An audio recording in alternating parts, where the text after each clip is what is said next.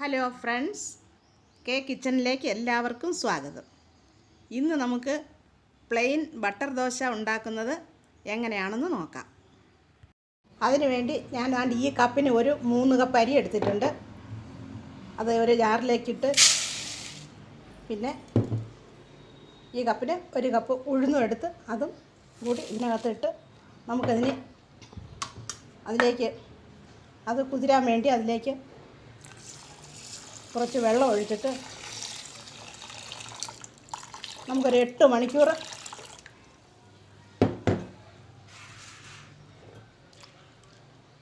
അടച്ചു വയ്ക്കാം.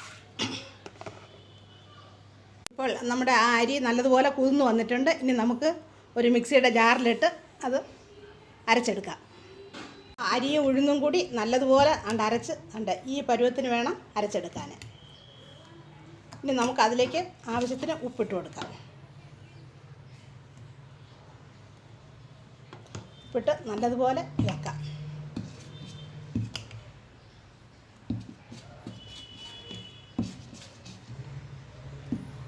ഇനി നമുക്ക് ദോശ ഇടാൻ വേണ്ടി ഞാനൊരു തവ അടുപ്പിൽ വെച്ചിട്ട് അത് നല്ലതുപോലെ ചൂടായിട്ടുണ്ട്. ഇനി നമുക്കതിലേക്ക് ഈ ദോശമാവ് ഒഴിച്ചു കൊടുക്കാം.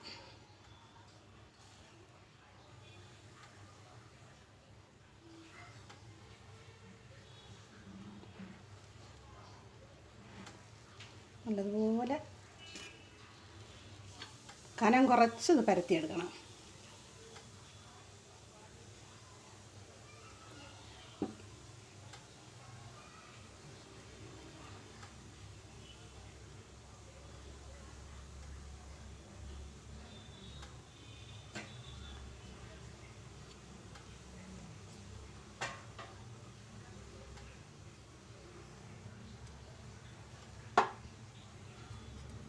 നോൺ സ്റ്റിക്കിൻ്റെ തവ ആയതുകൊണ്ട് നമുക്കതിൽ എണ്ണ തേച്ച് കൊടുക്കേണ്ട ആവശ്യമില്ല.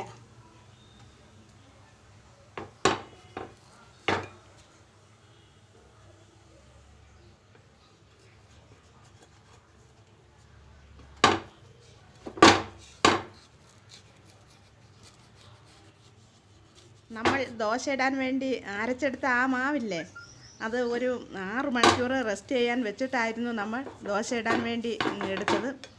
അത് ഞാൻ അപ്പോഴ് പറയാൻ വിട്ടുപോയതായിരുന്നു.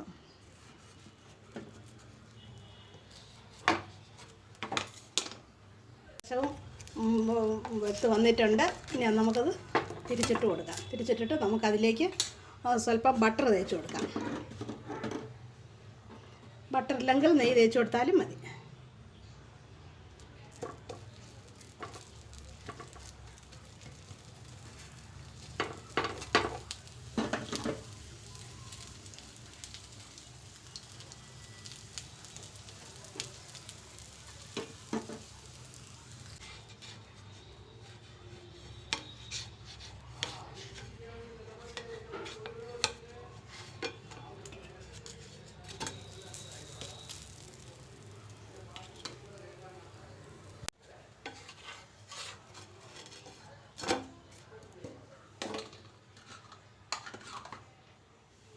നമ്മൾ നെയ്യ് തേച്ച് കൊടുക്കുകയാണ്.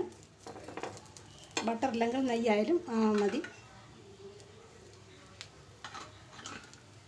എന്നിട്ട് നമ്മൾ തീ ഒന്ന് കുറച്ച് വെച്ചതിന് ശേഷം ഇതുപോലെ ചുരുട്ടി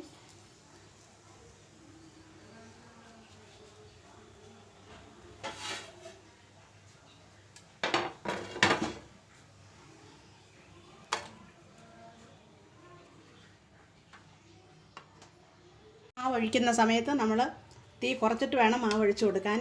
മാവ് ഒഴിച്ചതിന് ശേഷം നമുക്ക് തീ ഒന്ന് കൂട്ടി വെക്കാം.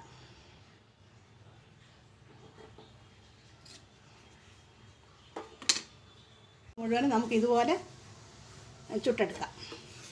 ഒരു വശം വെന്ത് കഴിഞ്ഞ് ഇനി ഉടനെ ഞാനത് തിരിച്ചിടുകയാണ്. തിരിച്ചിട്ടതിന് ശേഷം മറ്റേ വശം വെന്ത് കഴിയുമ്പോഴേ വേണം നമ്മൾ നെയ്യ് തേച്ച് ചുറ്റിയെടുക്കാനായിട്ട്. അപ്പോൾ നമ്മൾ അതുപോലെ തന്നെ ചുറ്റിയെടുത്തിട്ടുണ്ട്. ഇനി നമുക്കത് പ്ലേറ്റിലേക്ക് മാറ്റാം. നമ്മൾ ഈ മാവ് എല്ലാം കോരി ഒഴിച്ച് ഇതുപോലെ കനം കുറച്ച് പരത്തിയാലേ നമുക്കത് പെട്ടെന്ന് നമുക്കത് ഇളക്കിയെടുക്കാൻ പറ്റത്തുള്ളൂ.